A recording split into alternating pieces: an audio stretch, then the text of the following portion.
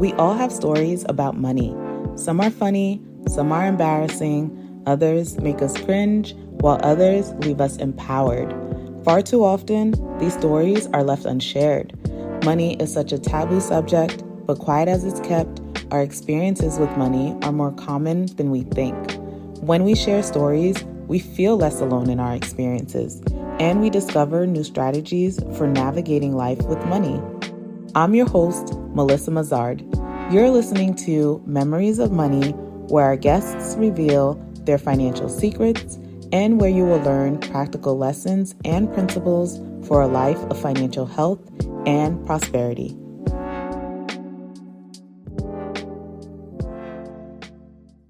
By the time this episode airs, the winner of the 2024 election season should already be announced. I know many are worried about our country and its leadership, and rightfully so. From multiple perspectives, there's lots of disorder and issues that must be remedied. But when was the last time you paid attention to the positive and supportive work being done around you? If you look closely, you'll often find local governments and organizations offering programs and resources to help you thrive and move forward in life. My guest today shares some of what's available in his area, and I hope what you hear encourages you to find the help you need in your region and community. My earliest memory of money was seeing my mom balance her checkbook on a weekly basis. We didn't have a lot. I wasn't aware that we didn't have a lot because she managed her own personal finances so well that though we didn't have the most elaborate things, we didn't go without. We never had the discussion directly. I never sat with her while she was doing it, but the memory of her doing it and doing it routinely every week was kind of burned into my memory. I would sneak and look at her voided checkbook. Once all the checks are out of the checkbook, I would look at and mimic her going through and balancing her checkbook. And of course, I didn't know what I was doing at the time, but that kind of practice, children become what they see. Though it wasn't taught to me directly, or we didn't talk about what she was doing, just her doing it and me seeing it grew the interest in finding out what it was. Other Mama, as she's affectionately known, because she was everyone's other mother, she would take all of her grandchildren to the state employees credit union in North Carolina and open a savings account for them around the age of 10. And that kind of action, similar to the balancing of the checkbook, though there wasn't a conversation about why she was doing it or how important it was to examine where you're banking, it laid a foundation for me and grew a love of credit unions and the cooperative movement that lasts even today. First job was raking leaves in the spring and fall and shoveling snow in the winter. I would go door to door and ask folks if they needed help with their lawns or their sidewalks. Then the first, I guess, wage paying job was a cashier at the grocery store. And that wasn't until high school. Marion Barry Summer Youth Program, they have a fantastic money managers summer program where they take young people through personal finance journeys and teach them about the fundamentals and the basics of personal finance and financial literacy. And programs like that are extremely important for young people, whether or not they're having intentional discussions in their homes. Having that kind of ongoing practice or instruction on the significance and the importance of financial literacy is something that will stay with them forever. And so having public programs like that being available to me through after school programs or in the summer were all things that were exciting to me. And then having my own little side hustles as a kid, cutting grass and shoveling snow and saving up to buy my mom Valentine's Day gifts and birthday gifts and working on my own personal kind of savings journey, even as a kid. Though I was saving to spend, it taught me the value of the dollar. And it also showed me the importance of saving. The summer jobs program has been around 40 plus years and it's only getting better. I had the fantastic opportunity to provide the keynote for the Money Managers program this year to conclude or provide the capstone, and just listening to the stories that those young people told about the things that they did throughout the summer, the trainings that they put on or seminars that they did at the rec centers for different small businesses in and throughout the area was really impactful for me, because it showed me and it kind of affirmed my enthusiasm for young people getting financial literacy early. So I'm excited that we've got financial literacy courses that are going to be introduced into the high schools. There's a lot of really good things happening here in the district. I had independence early and working full time to help support the household. And then when I went off to college, continuing to work full time and going to school part time to pay for school. My spending or my money habits were not great. I was always working and spending. Saving and investing was never a part of the conversation, never taken into consideration until later on. There's been plenty of, the word that comes to mind was challenges and personal challenges to overcome. Whether that's been navigating my own personal financial journey or leading teams through tough economic times, I've always leaned on a mix of like my own strategic thinking, journaling, and relationship building. So leaning on my own, I call it like my internal compass, making sure that I reset and that I'm always pointed to my true north, and my relationships, because we can't do it alone. So building a network of trusted partners, mentors, collaborators is key. Taking the risk of trusting in people is well worth it. There's a motivation piece that is unspoken. So like positive self-talk is extremely important. Affirmations and affirming your own goals and pumping yourself up before making a phone call or making a move or a decision is extremely important. I keep going because I know that the work that I do, my purpose here, has the potential to make a serious difference in my family and my community here in the district.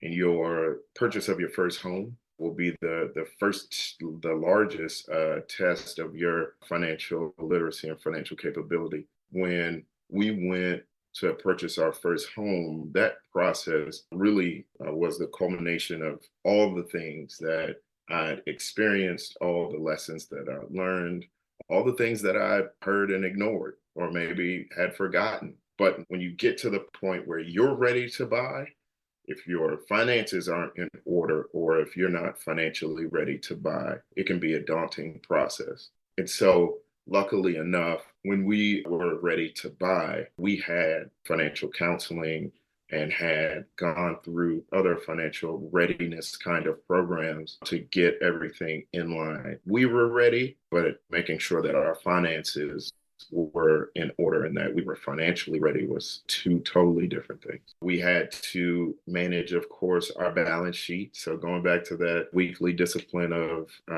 making sure that we're aware of what's coming in and what's going out. And then also making sure that all the bills are paid in a timely fashion, having an understanding of our debt to income ratio and how that affects our ability to get a favorable loan, and not setting ourselves up for the requirement of mortgage insurance or having unfavorable loan terms were things that we went into the home buying process looking out for and making sure that we were prepared to avoid certain areas of the home buying process that could have made it even more challenging than it already was. As residents of whatever state, city, jurisdiction that you belong to, you're a tax-paying, law-abiding citizen. You should be taking advantage of all the things that your taxes are going to pay for. And in many cases, the federal government, the state governments have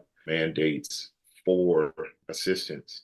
And it's not necessarily a handout. In many cases, it's support and providing access to information. I'm not a lawyer. I don't know legal jargon very well. I'm not a realtor or a mortgage lender. So all of these things are in place to help consumers ease their transition or lower the learning curve to be able to take advantage of preparing ourselves for gaining access to the middle class. And even with limited access to information or limited access to electronics and connectivity, one thing is for sure and two is for certain, there's a public library that is in most jurisdictions, especially if you live in large cities. Go to these people, go to these places, and put them to work. That's something that I saw firsthand my grandmother do on a regular basis. And she would always say it. This is their job. So make these folks do their jobs. And their job is you. You are their job. So if you're looking to start a business, you're looking to gain access to information. If you are wanting to grow your financial literacy, your finances, there's people and places that are there to support you in doing that. You can find this stuff everywhere. It's right under your nose. We just have to see the signs. And I mean that figuratively and literally. I ride the metro. And so on the metro, there's always signs. Everyone has a sign for something. Here in the district, when you get closer to Capitol Hill, there's always these defense contractors that have put up their signs inside the metro, on the metro bus.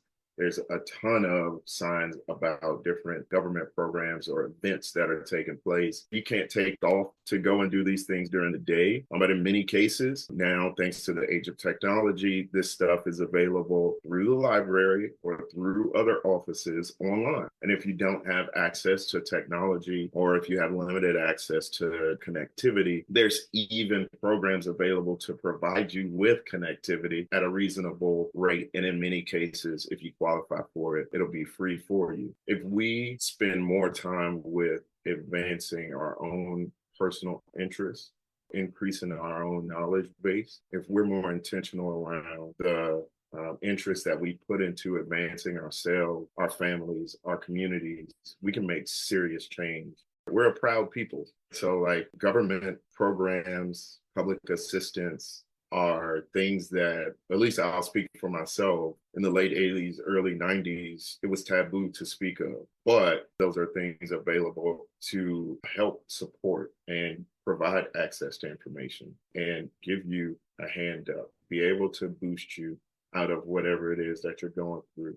If you're here in DC looking for employment, go to DOES and go to dcnetworks.org and look at the 10, 20,000 jobs that are listed available and put these folks to work. They have offices in the employment services department where people's jobs is to help you find a job. I didn't even know that existed. It's not limited to just unskilled labor or for folks that may have limited education. There's folks that are looking for people at the doctorate level, master's degrees, bachelor's degrees, high school education. It's all available and they will support you in finding whatever career path or starting whatever job search that it is that you're looking for. There's a mandate that the district has. I always make fun about all the cranes that we see lifted in the sky throughout the district. There's development happening everywhere, not just here, but in most major cities. When I can speak for the district, there's a mandate that they have to provide workforce from district residents. 51% of their workforce has to go to district resident. So you think about it, these major developers, they have a mandate to find you. So if you're looking for employment, these folks are looking for you. Advice that I would give folks is to stay disciplined, begin or continue and strengthen your own personal practice. So whatever that is. Another piece of personal advice would be first understanding that compounding interest, both in saving and investing, also affects us if we aren't paying attention to it. Focus on building that emergency savings. And so, like I mentioned, I was on that wheel of earning and spending, and not preparing for the rainy day. The rainy days are going to come. When it rains, it pours. So you need to make sure that you're prepared for whatever life throws at you. Life is unpredictable. Having that cushion can save you a lot of stress. Taking a moment to slow down or forcing the hand of the programs available through your tax-paying dollars to get the support to be able to slow down, even if you can't. Let someone else do it with you or for you, because it pays off tremendously in the long run. Also, whether personal or professional, build a network. If you are fortunate enough to have a friend circle, have this be a part of the conversations that you have. Talk about money. Talk about what other folks are doing with theirs. Find out and talk about different concepts that you've heard. Talk about things that you've seen and read. The network can be one of your greatest financial assets. They can make or break you in certain situations. Spend time intentionally building a network that will support you in building the future that you want to have for yourself. Your network should be challenging you consistently, challenging you to be better and to do better. I often hear folks talking about making sure that they're not the smartest person in the room. You can take that however you want personally, but I would just say, make sure that you intentionally build a network of people and places and things that support you in being the best you possible. Make sure that you're always pointed to your true north. And if you don't have one, build an internal compass. A lot of the scholars talk about having something to believe in, and it can be personal, it can be spiritual, whatever that thing is. Make sure that you're refining so you're always going in the right direction.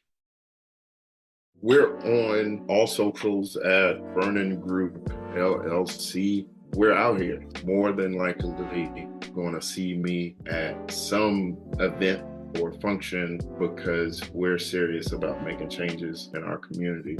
Thank you, Anthony, for sharing your story and for reminding us to look right under our nose. All too often, we feel stuck and are unable to move forward with our goals because we feel we don't have what we need. Instead of worrying about what you don't have, open your eyes and focus on what is available around you.